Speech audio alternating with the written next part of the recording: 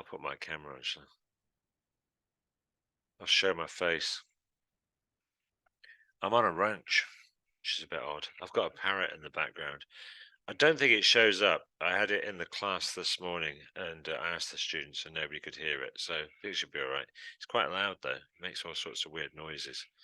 But there, it is what it is. What you're going to do. All right, I'll share my screen.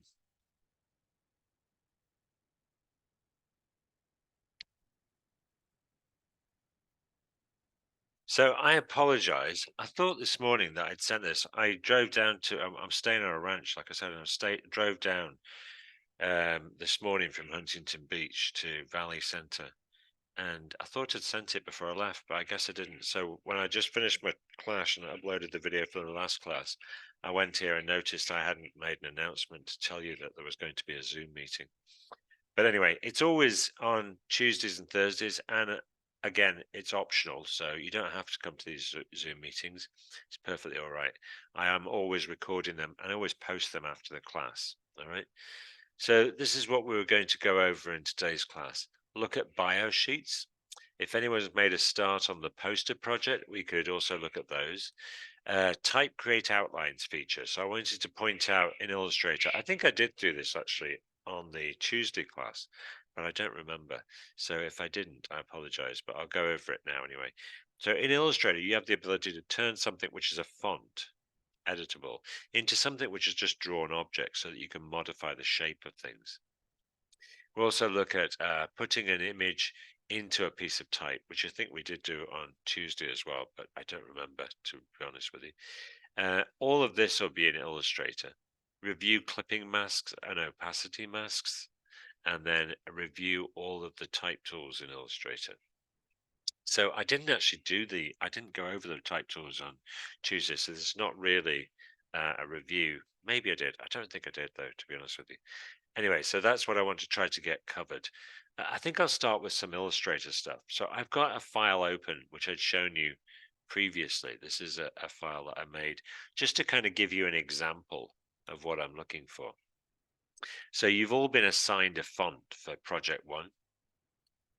And with that font, what I want you to do is create a poster. It used to be actually very common practice for companies that made fonts, font houses, to publish these posters when they brought out a new font. So I don't think that really happens as much as it used to, but it does still go on to some extent. So if you're really into type, you might want a type poster advertising a particular font that you really love. But as an exercise, the purpose of it is, first of all, for you to study a particular font. I want you to do some research about it, find out about its origins. And then you're going to share this with the class, of course. So we all get to know a little bit more about this particular font. So Gill Sans is a humanist sans serif typeface designed by Eric Gill and released by the British branch of Monotype from 1928. Look at that. I've just noticed that there's a space there. It's an extra space. By the way, this reminds me of a feature in Illustrator. If I go to type, show hidden characters, it'll show you all of those little dots wherever there's a space. So sometimes it's a little bit difficult to tell that you've got two spaces. But this will tell you for sure because it would show two dots if there was an extra space there.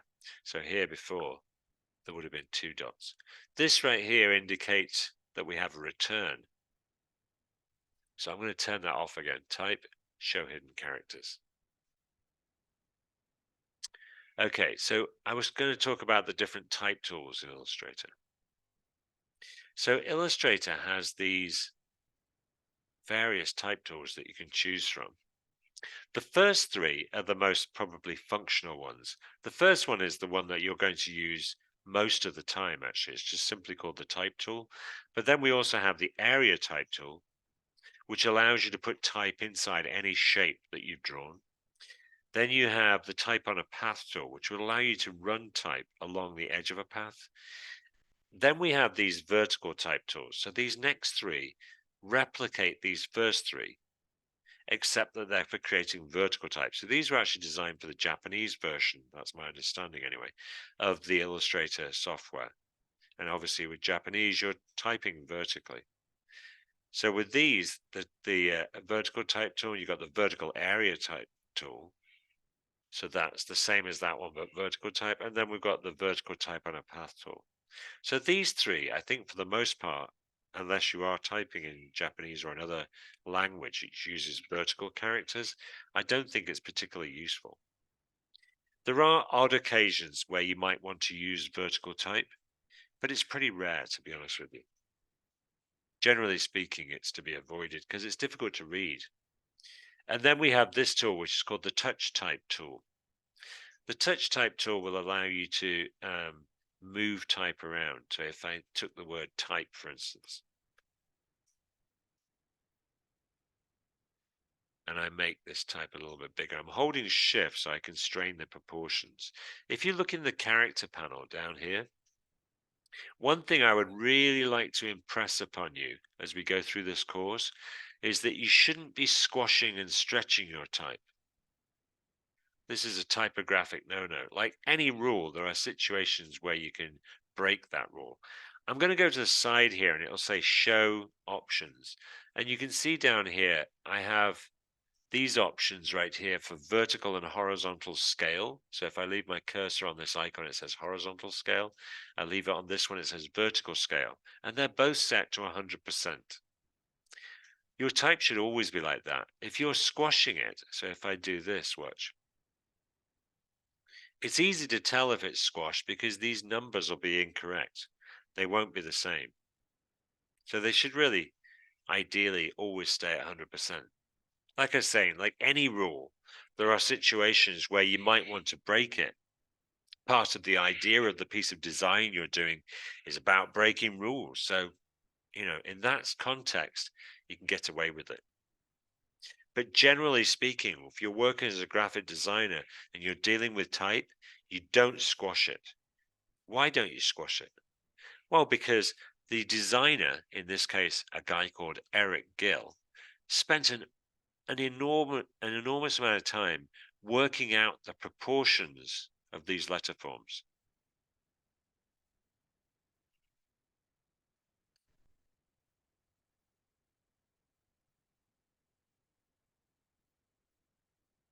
So if I go to images,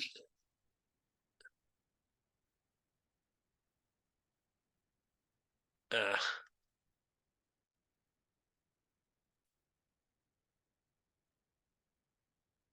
so this drawing here gives you a good idea of the kind of work that goes into designing this font.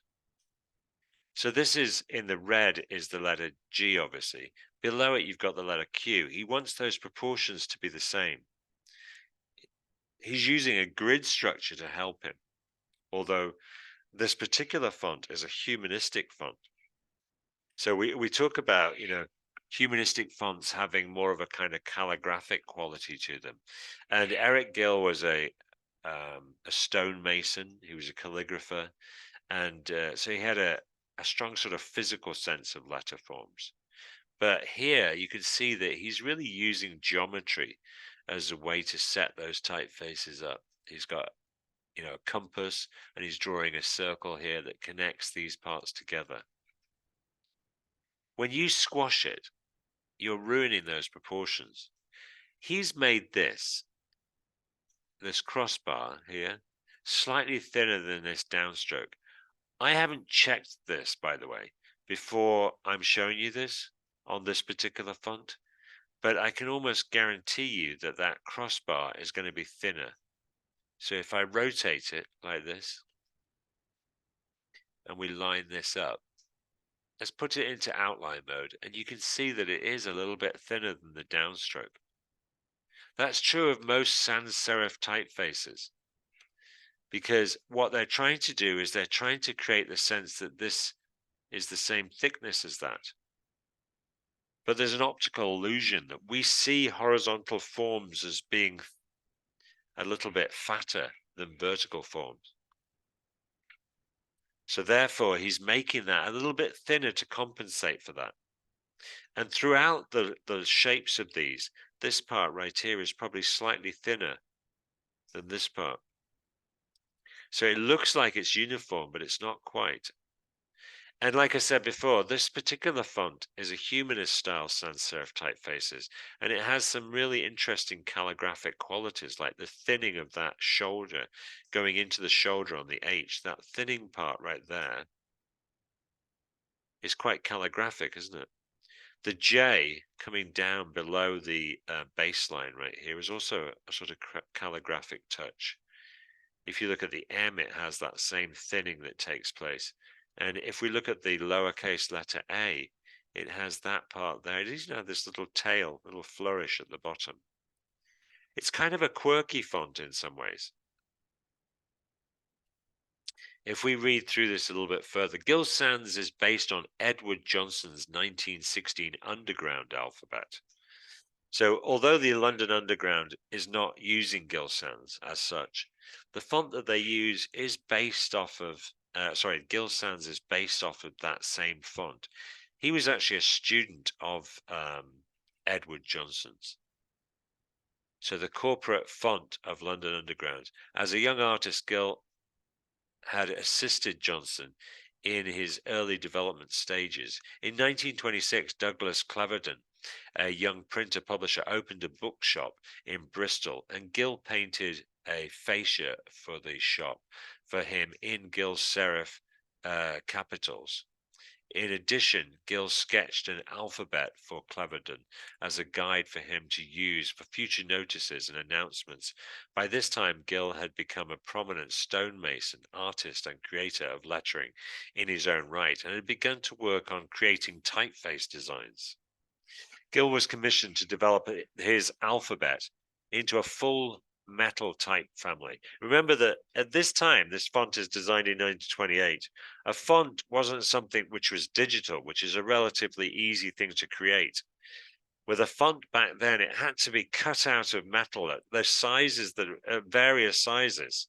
So like at 10 point and 12 point and 14 point.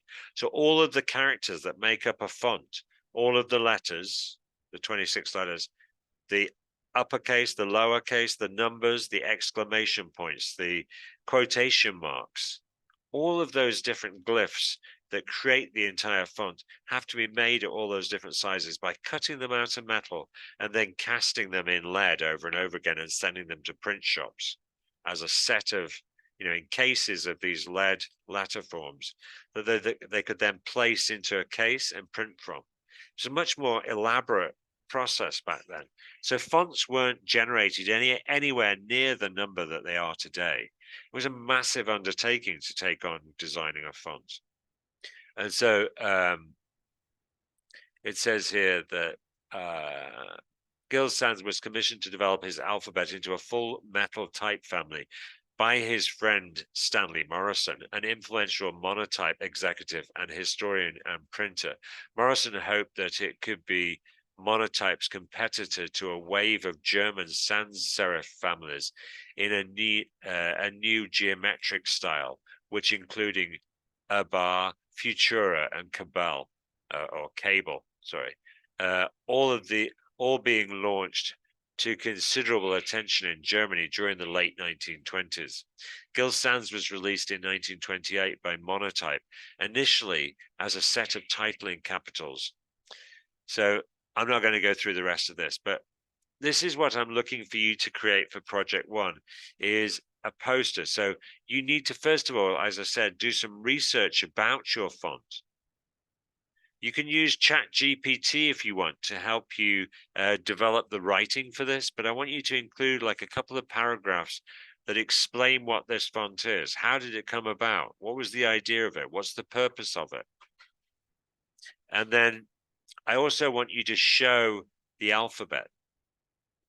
So it needs to have the name of the font, a little bit of history, the alphabet. We're also, remember, showing parts of the anatomy. So different parts of the letter form. You need to include the cap height, the X height, the baseline, the descender. The descender line. We've got the descender here, ascender here. I think some of my labeling still needs working out, if I remember from the Tuesday class. But so here I'm adding these elements. I wanted to go over, first of all, creating outlines with type. So one of the demonstrations I want to do is how to take letter forms and modify them in some ways. So not that you necessarily want to modify them for this project, but you might need to, for instance, find parts of the letter form and separate them into a different color so that you could do the anatomy. I'd gone over in Tuesday's video creating the counter for this letter O. All I did was copy the letter form. I can do the same thing with this Q. Copy, and then I want another copy. I need to paste that one on the top in exactly the same position. So either Command F, Control F if you're on a PC, puts that in the same position. So we've got two now sitting on top of each other. If I move it out of the way, you can see. And I can eyedropper that red color. Now if I was to delete the outside shape, so I need to be on the group selection tool.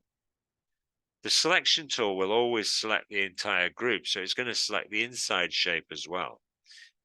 So if I click here with that, it's selecting that whole shape. With the group selection tool, I can isolate just the outside and delete it. Now we've created that counter shape.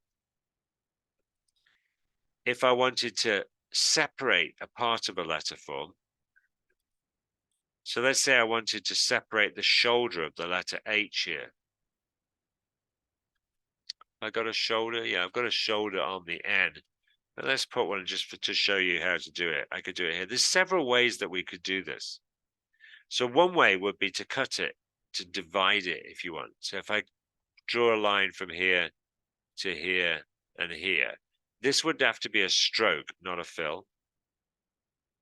And if I select these two shapes, I could use window and then use Pathfinder, and I could divide that shape. So this now, if I use the group selection tool, I can select this. It's separate from that part of it. Now, if I did another line, I could divide this one just with the knife tool. I just want to make a clean cut through here. So if I do Shift Option, I don't know why, but for some reason in Illustrator, this particular tool, as well as holding Shift to constrain it, you also have to hold the Option key. If you just do Shift, you'll see it's kind of wobbly. But if I hold Shift Option, I can make a straight line there. So now I could change the color of this like that. Another way that you could do a similar kind of thing, where we want to define a part of the letter form, is that I could go in, let's say I wanted to show this as an ascender. I could simply, in this case, perhaps just draw a rectangle over the top of it. I've got Smart Guides on, which is View, Smart Guides. That way, when I'm drawing the shape over the top, I can see when I'm in the right position.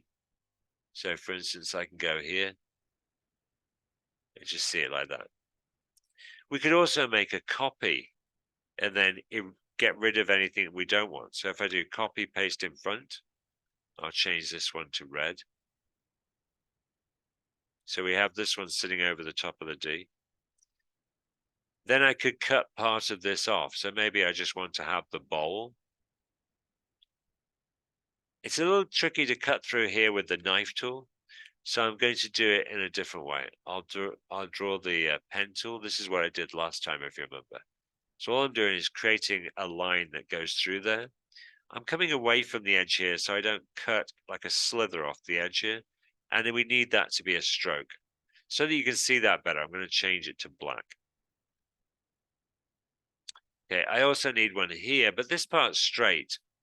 So I could maybe cut that with a knife, but as we're already doing it this way, it does also have this awkward edge there. So I'll just go through like that.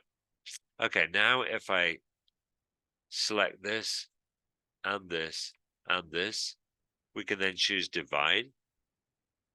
Now I can delete this bit. So now I've got this, what is referred to as the bowl of the letter form. That's something else that I can distinguish. So this also, so I don't have that as one, but I could add that to my list, you know. So that's basically what we're doing for project 1. I didn't really fully explain the type tools. I'd started it and then I went off in a different direction. So let me go over these type tools again. I'm going to go to File, New. It's a Hey, 2. Francisco. I think he's just going over his stuff. I'm going to mute you, Francisco. Okay. Unless you have you Okay. got any questions for me? Uh, for the discussion part of our technique, you gave me a D because I put the file instead, and I changed it and I put the actual picture on. So there's In which one? Let me get out of here for a second. Which one are you talking about, Francisco? it was the discussion The discussion. Okay, for let me take a look. for our bio sheet. Oh, for the bio sheet. So the critique, you mean, right? Yes. Okay. Let me go into that for a second. Let me see. Critique. Worksheet 1 bio sheet. Francisco. It was the bio sheet where we had Right. to put it on the discussion. Right. Yeah. I'm on that right now. Okay, so I'll share my screen. So. Okay, speed grader. Francisco. Let me take a look.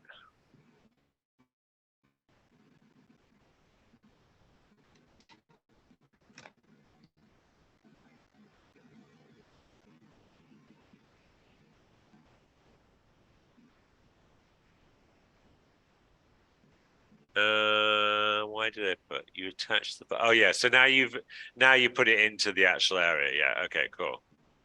So and you've got 2 comments on there, so you have an A on that now. Okay, thank you. Okay. Sure. All right. I'll share my screen again.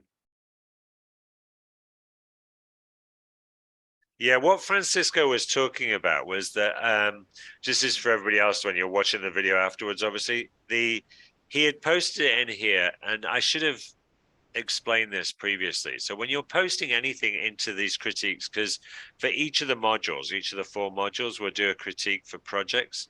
So there is another one for project 1 as well. Most of you have got this, but when you post it, make sure that when you go into the reply area, instead of hitting attach down here, make sure that you go up to this icon where there's an image and choose upload image here and click on here to upload it. And then browse, obviously, like you would upload anything else to there so that you can have it so that it's visible in here.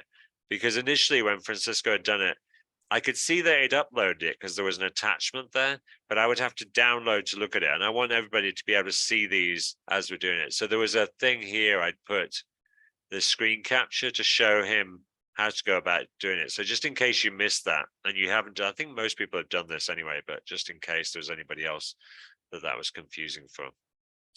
All right, let me go back into Illustrator again. So I had just started talking about the different type tools. So there's these various different type tools. We've got these 6 different type tools, or 7 tools actually.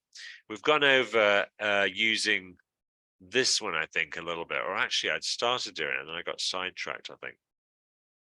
So I'm going to create a new file and work in that.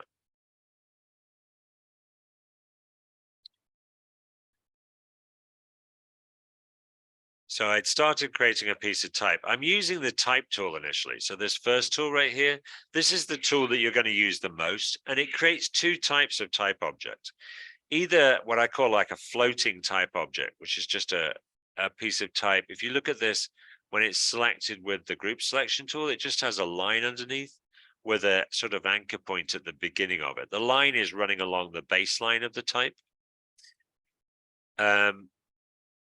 If we create a piece of type using the type tool like that, all you do is click once to apply it to create a piece of type, and then you can start typing. If, on the other hand, you click and drag, what we're creating is a text box. So you would create text boxes anywhere where you have a large area of text. Like on your poster, for instance, you want to have a description of the font that you're doing.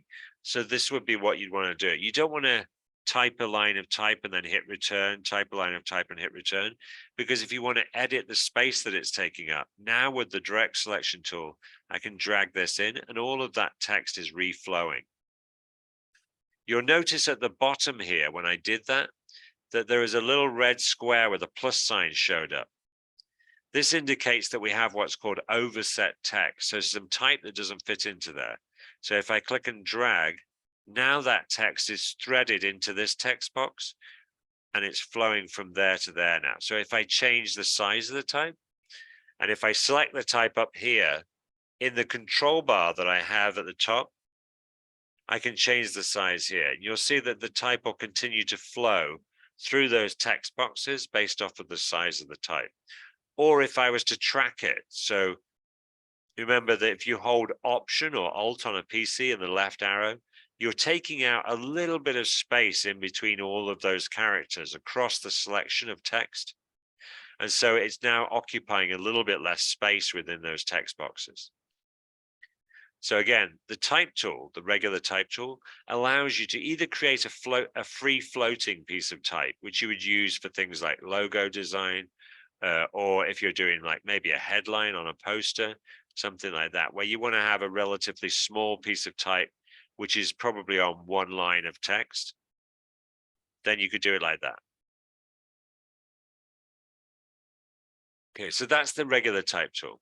The area type tool allows you to put type inside of a shape. So let's say I draw a circle.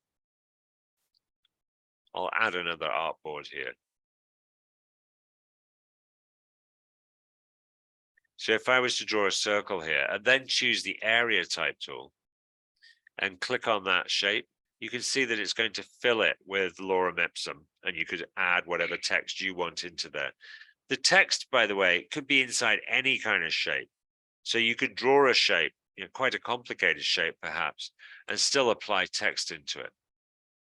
So, let's say in a magazine, you're doing an article which is about face-to-face conversation. You could maybe draw two silhouettes of faces and have the article, within that shape.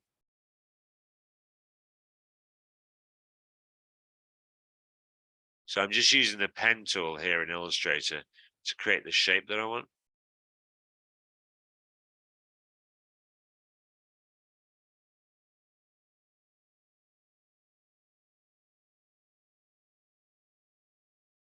Straighten that up a little bit. Okay, so now if I choose the area type tool and I click on here, you can see that that's filling that space then. So you could imagine a sort of headline right here.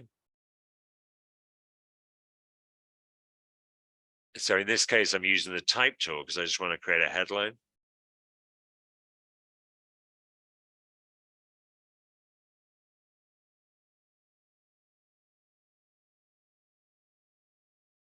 So this is just a nonsense headline, but I just thought I'd give something to give it a context. This could go bigger. Maybe this then we hit return here. So this goes on to 2 lines. That way we can have this be a little bit bigger. I'm going to track this back a little bit.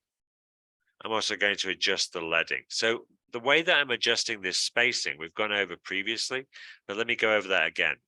Remember that the leading is the space between lines of text measured from baseline to baseline. By default, that's always 20% greater than whatever the size of the type is. So if you have 10-point type, it's 12-point leading. The tracking is the space between text.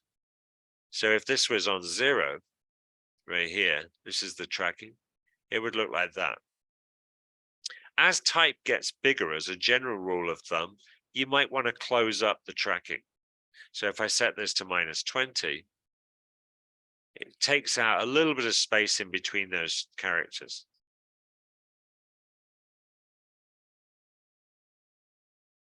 So that's the area type tool. The area type tool allows you to put type into a particular shape. Okay, let's add another artboard. So I'll choose the artboard tool and I'll click up here at the top on the control bar. If you don't see your control bar at the top, by the way, because you're in the essentials setting for the workspace, you can go to Window Control and open that up. So I'm adding another artboard, and on here, I'm going to create a path. So if I draw with the pen tool and I make a path something like this, I'm going to change it to a stroke so you can see it better as a path. This is where you might want to use type on a path. So in which case we could choose this tool and I can click right here and I can add some text there. Again, it adds some lorem ipsum.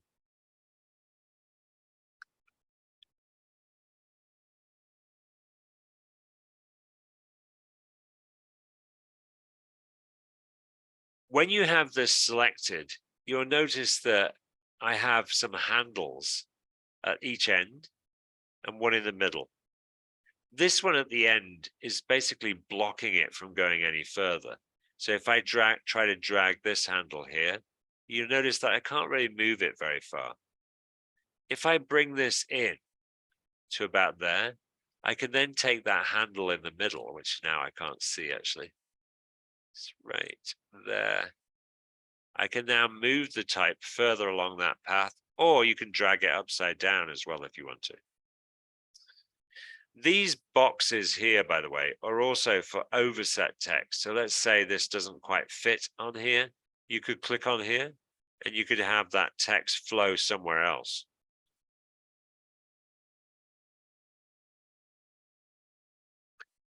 So that's one example of type on a path. Another example would be like, let's say you want to put type around a circle.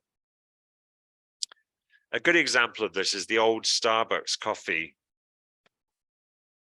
logo. If you remember, it had Starbucks around the top and then coffee around the bottom. So if I was to start off with a circle, I can use the type on a path tool. I can click right here and I can type in Starbucks. I'm going to see, do I have a bolder one? No. So I want this to be centered. So I'm going to do Shift Command C. Now it's upside down, but I could drag this handle around and position it at the top. That pink guide is because I have smart guides on. So it tells me that it's right in the middle. So View, Smart Guides, that's where that is. Command U is the keyboard shortcut. So now the reason I wanted to center it rather than just moving it around into position so that it's centered is that first of all, I know for sure it's centered. And then also if I adjust it, so for instance, Option right arrow will adjust my tracking. It's going from that center point. I don't have to move it again each time I do that. Or if I adjust the size or the font or what have you, it's going to move in the position I want it to. Okay, once I've got that set up, for me to do the piece of type at the bottom, I want it to be up the other way round. So I'm going to create another circle, starting in the center. I did Command Y. Command Y is to go into outline mode. Control Y if you're on a PC. This is View, Preview, View, Outline. So this way I can see where the center of the circle is. Put my cursor over there. Because I've got smart guides on, it tells me that I'm on the center. I can then hold Option to scale from the middle out. And I can hold Shift to constrain it as an exact circle. So I'm going to drag this out to the X height. For some reason, it's being really laggy. So bear with me for a second.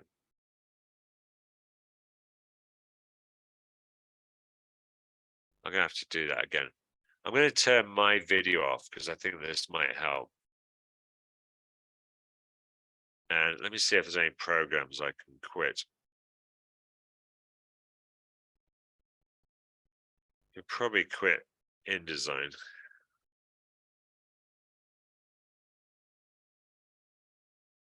At least for right now. And I'm also going to quit Preview. So this is because it's getting a little bit laggy. I'm going to stop sharing for a second as well, because it will help to kind of free up some memory. Okay.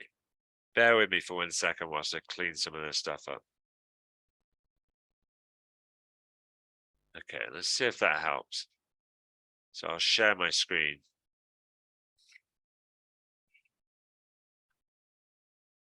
Okay, so I just need to reposition this. It has, once I've drawn it, I actually have this bounding box. So if I scale it, again, I want to hold Option. I could scale it until it touches the top of that X height. Sorry, top of that cap height, I should say. So now I've got that. I can use the Type on a Path tool.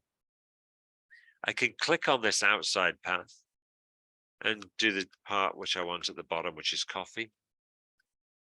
Again, I need it on the bottom now. So I'm going to drag this handle around. I also want to actually drag it slightly inside. So if I can grab that, it's always a little bit fiddly, this is, I have to say. But if I drag this, you can see now it's inside that circle and it's centered because I've got that pink guide from the smart guides. Again, I'm going to need to open that spacing up. When you put it on the inside of the circle, it tends to squash them closer together as well. So I want to track it open probably a little bit more at the bottom than I would at the top. So if we look at that in preview now, it looks like this. These kinds of logos are usually contained within a circle itself. So there might actually be a circle here. Maybe there's another one outside of that. I'll do Command C, Command F, and then scale it slightly bigger. And then I'll make it into a stroke. And then I'll thicken that up a little bit. And then I'll do copy, paste in front, and I'll scale that again bigger. So it goes on the outside. So we've got something like that.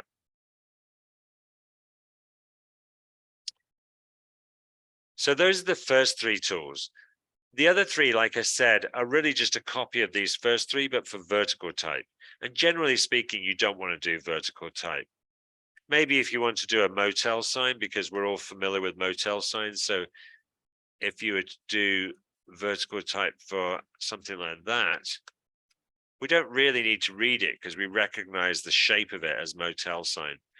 But usually vertical type is quite difficult for us to read because we read things based off of the shape of the word. So with the word motel, for instance, because it's all capitals, it's actually a little bit harder to read than if it was upper and lower. Because then we have the shape of the word. We have this middle bit that goes up and so on. When we read, we tend to look at the first letter, the last letter, and we sort of fudge what's in between. So with this, we're having to piece together every letter to understand what's being said. So if this said Starbucks, for instance,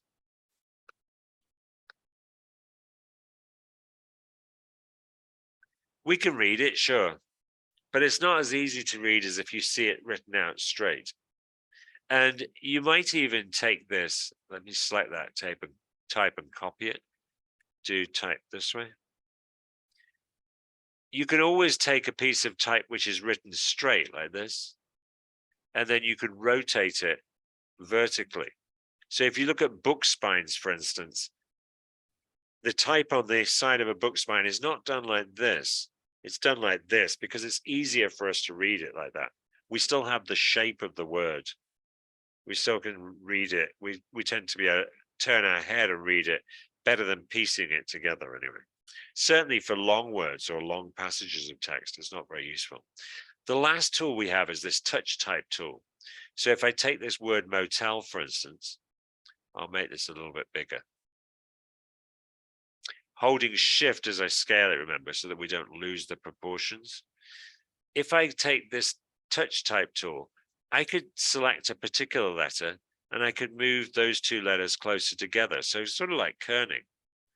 I could take this one and move it closer that way as well. And maybe take this one and move it closer that way. But I can also move it up and down. So we could create a sort of rhythmical effect with those letters. We can also, if I put my cursor over this little circle at the top, you'll notice that cursor changes. I could then also rotate the letters. So if I click on this one, maybe rotate that one this way a little bit. It's separating it, so I'll move it closer together and move this one closer together. And then this one, maybe I want to move it up and rotate it a little bit here. And then maybe I'll move this one closer again. So that's that tool. I also wanted to show you in this class the feature called Create Outline. So to be honest with you, this touch type tool for me seems like a kind of novelty. By the way, if you have a touch screen laptop or you're working on a touch screen, the reason it's called the touch type tool is you can actually grab each letter and just move them around also.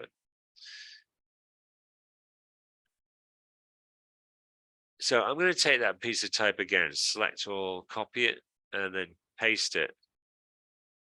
And I'm going to get rid of all of these settings. So if we look in the character panel,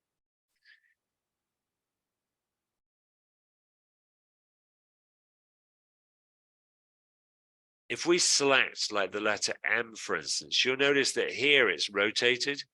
So we can set that to 0. Here the kerning is off, so I'm going to put it to optical. The tracking is set to -0, so I'll put that to 0. If I select this letter, again, this is 0. We could actually also select everything and set this back to 0, so there's nothing rotated. We could also set this to 0. This is what's called the baseline, so making sure that letters are on the baseline. So these are the adjustments that are being done on all of these letters. It's the kerning, the tracking, and so on, which is making this the way it is. Let's set that to 0. Won't do that one, huh? Let's do this one separately then. So let's set that one to 0. There we go. Now we've got it back to normal. Okay, I'm going to put this one back to normal because I want to edit it in a different way. So I just also wanted to show you the way that this touch type tool, what it's doing is it's adjusting those settings within the character panel. The advantage of that is that we can create something fairly funky in terms of the way that those letters are positioned, but we didn't have to create outlines, which means that if I wanted to, I could switch to a different font. It's still editable as type, and we haven't taken it away from that. What I'm going to show you now takes it away from being a piece of type, and it really basically becomes a drawing. So if I do type and then choose create outlines, right now it's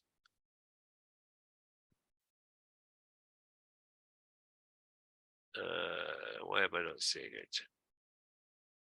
Type create outlines, because I need to have it selected as a type object like that. Create outlines, there we go. You can also use the keyboard shortcut. So if you select any piece of type and you do Shift Command O, that's the way I would normally do this, it'll create outlines. Now you can see all the anchor points around the outside. So with this, like for this particular project you're doing, project 1, the typography anatomy project, this might be useful so that you can cut the letter forms and so on. But also if you're doing design, I can now move these around independently, kind of like with the touch type tool, except I have even more control really. And also I could select with the direct selection tool and modify parts of letter form. So I could take this one and make it longer. So for logo design, this is useful because you can make a piece of type really unique. Maybe I get rid of the counter altogether. So all we've got is the outside shape. We could also take this piece of type and with the direct selection tool, select over the whole thing and round off all the corners. So we can create a really unique piece of type from a very basic sort of font fairly quickly by doing create outlines and then modifying it. All right, we're at 143. Let me go back to the class page for a second and see where we're at. So we've done, that was a type create outlines feature. It allows you to convert a piece of type into drawn objects so that you can modify the shapes of things fairly easily. Putting an image into a piece of type. So let's put an image into a piece of type. I'm going to separate this one and make it bigger. I'm going to put it onto a different artboard. So let me go to the artboard tool and click here, and then I'll paste this. Let's make this a little bit bigger also.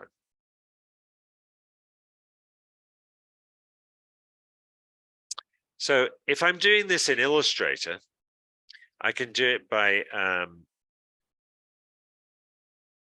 using this as a clipping mask. Now, this is made out of several different shapes, so we actually need to convert it into a compound shape for this to work.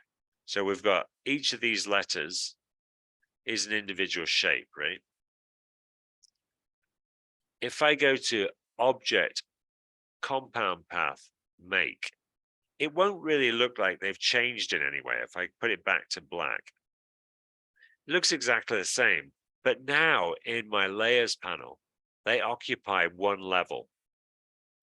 And the top level is what a mask is made out of. So you need all of those letters to be on the same level to be considered by Illustrator as one shape, effectively.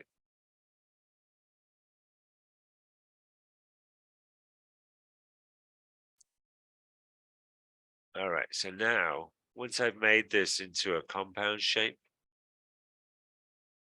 I can place an image in here. So I don't really have anything particular set aside for this, but let's find something that we can place into here. So I'll use this image of David Bowie. So I'll do place. It can't be placed. It's probably because it's locked. Let me try that again. So Shift Command P. Oops. Try that again. So right here, I have this on a cloud service called Dropbox, and right now it's only available online. So if I right click, I can choose Make Available Offline so that I can access it. Now I should be able to place it. I hadn't realized it was locked. I didn't wait long enough.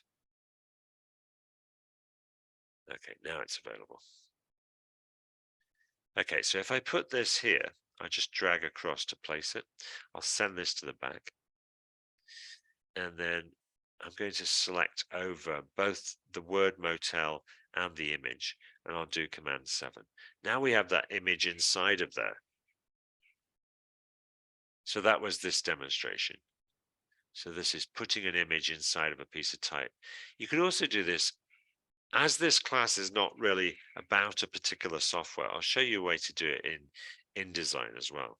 So I need to open up my InDesign software. Actually, you know what? I'll leave that for a different time because I think I'm going to confuse you a little bit. I'm going to have you do this first project in Illustrator anyway, so let's leave that out for right now.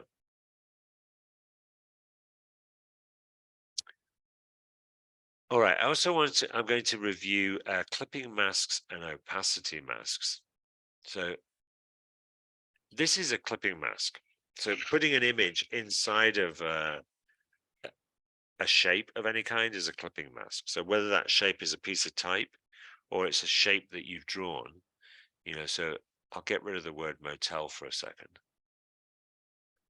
I could make a shape which is based off of the shape of him. So I could draw all the way around. I'm going to do this very roughly, but you could do it really accurately with the pen tool, draw all the way around the outside of him. So I'm going to do a really bad clipping mask around the outside of him. I'll select both the image and the shape. So I've got the group selection tool, although it could be the selection tool. I click on one and then I hold shift and click on the other, or I could drag across them both. And then the keyboard shortcut will be Command 7 or Control 7 on a PC. Or you can go to Object, Clipping Mask, Make. Once you've made the clipping mask, it's still editable as a path. So I could go in here and I could move that further out. I could also add curves to it. So just like any other path, I could choose the anchor point tool here, and then we could create a curve there, or here, and so on. So that's a clipping mask. A clipping mask uses a shape and clips the object, whether it's a photographic image or it might be other Illustrator objects that you're clipping. It doesn't really matter what it is. It's just clipping it to a particular shape or making a mask effectively. It's hiding what's there, right? So now if I go to Window Transparency, let's look at another kind of masking in Illustrator. So this is what's referred to as an opacity mask. So I'm going to click here to make a mask. Everything has disappeared because my mask is black. If I unclip it, now everything is visible, but I have a mask. And if I click on the mask, I'm now working in the mask. I'm going to draw a rectangle over our David Bowie image, and I'm going to apply a gradient into the fill. And now you can see that the image, I can make it fade out. So with the fill in the foreground, you'll see it's got this, what's called the gradient annotator. So here I can adjust how far that's graduating. I can also drag it in a different direction. Maybe I only want it to fade out at the bottom of his jacket, you know. If we look at this under view and I show transparency grid, you can see that that's actually fading out. It's not just going to white, it's going to transparency. So the advantage of an opacity mask over a clipping mask is that with an opacity mask, we can have subtle transitions of tone. You could include texture on an opacity mask, and those darker areas, it's based off of black and white, so the darker areas of the texture would show up as transparent, and the areas that were lighter would show up as just normal, you know. So I'll show you what I mean. I'm going to go to the internet and we'll find some texture.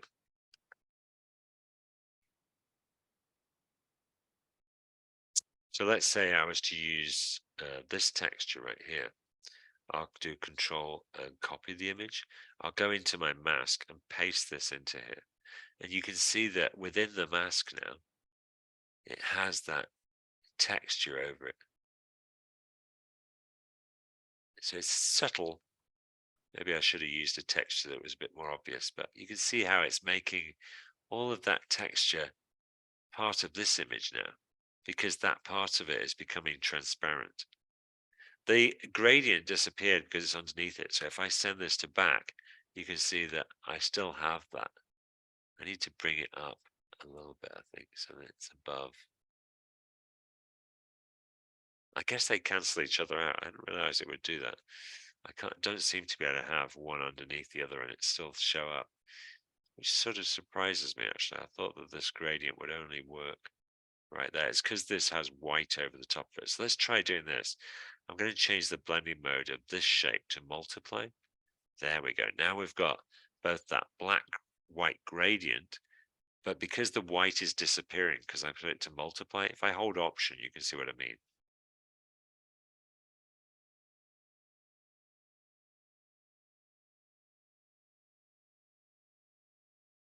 Let's click on that again. Holding option used to show me the preview, but it doesn't seem to be doing that for some reason. Oh, that's weird. Anyway, we'll turn that off. So let me turn off the transparency.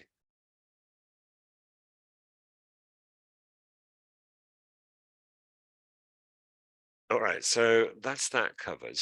Let's close this out. Let's go back to here. So we wanted to go over, that was reviewing clipping masks and opacity masks. So the clipping mask I'd used as an example to put a piece of, to put an image into a piece of type, but you could use a clipping mask on any shape. So I'd done that one with David Bowie where we drew around with the pen tool really badly and then clipped it out by doing Command 7 or Control 7 on a PC, or going to object clipping mask make. And then the opacity mask, remember, is in the transparency panel. You click to add a mask, and then you would add a shape to it so that you can apply, you know, it might be an image of texture, or it might be a gradient, but the advantage of the opacity mask is it gives you those subtle transitions of tone. The other thing I haven't done so far is look at the bio sheets. So let's take a look at that real quick. I'm going to go into, because I think it'll be easier to look at it. And then I'll do this fairly quickly because I try to keep these zooms to an hour and I'm already almost at an hour. So I'm just going to go into, where's my critique? Critique bio sheet. Here we go.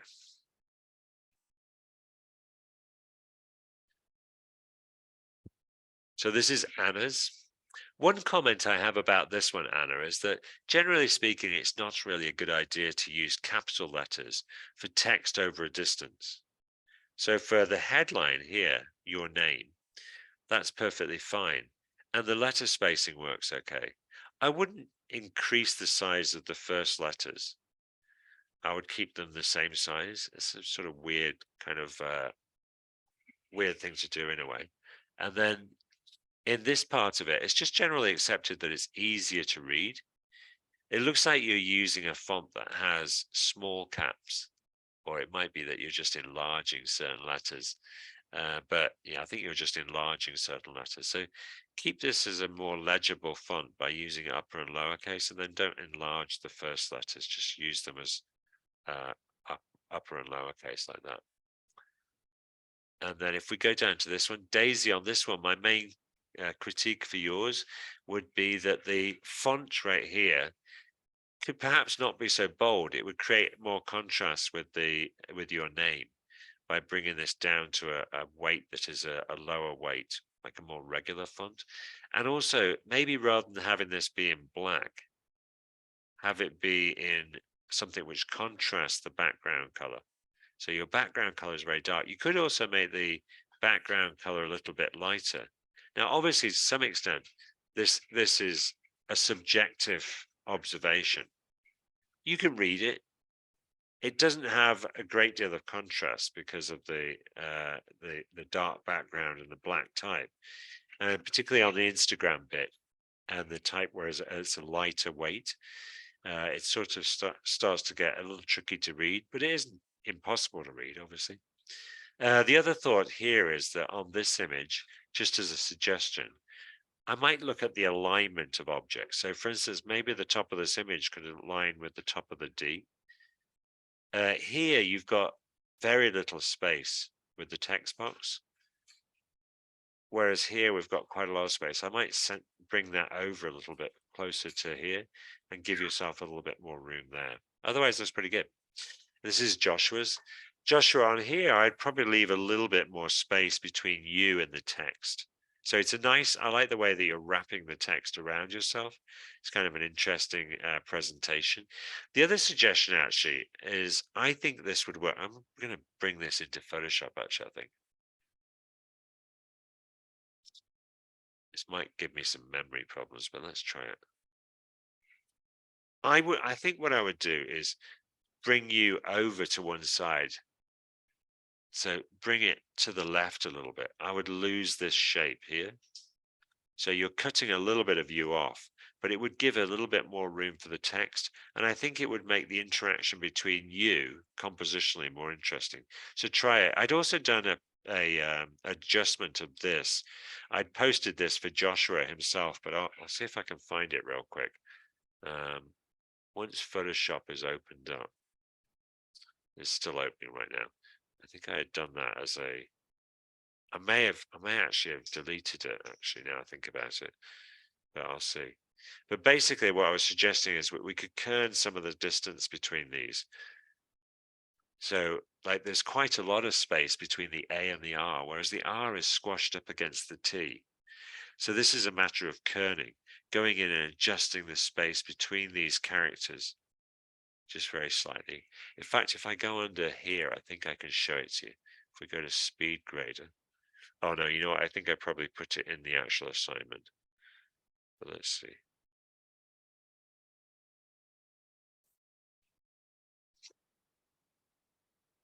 Well, I'm going to leave that actually because we're already at an hour and it seems to be getting a little bit laggy. So let's leave that for right now and I'll come back to it. I will try to do another critique of the bio sheets. I'll leave that for right now. Okay, I think that's about it. Francisco, have you got any more questions for me? Um, no, that's all. Actually, for the scavenger hunt, Yeah. do we just write like a small description of what the font is? Yeah, so basically the idea of this is to have you look at different pieces of type and to learn to be able to recognize what kind of type it is. So is it sans serif? Is it serif? Is it an old style serif typeface? Or is it like think about the category of the type? And you could also comment on certain aspects of the anatomy. So, for instance, you could say that the counter on the letter O is an exact circle, for instance, or something like that. So you talk about the space. So in that assignment, there is a description of categories. And then I've also been giving you some information about the anatomy of type, right? The different parts of the letter forms. So does that help a little bit? Yes, Okay, cool. All right, awesome. I'll talk to you later. I'll post the video in a little bit. Okay, sounds great. Thank you. Bye, Francisco.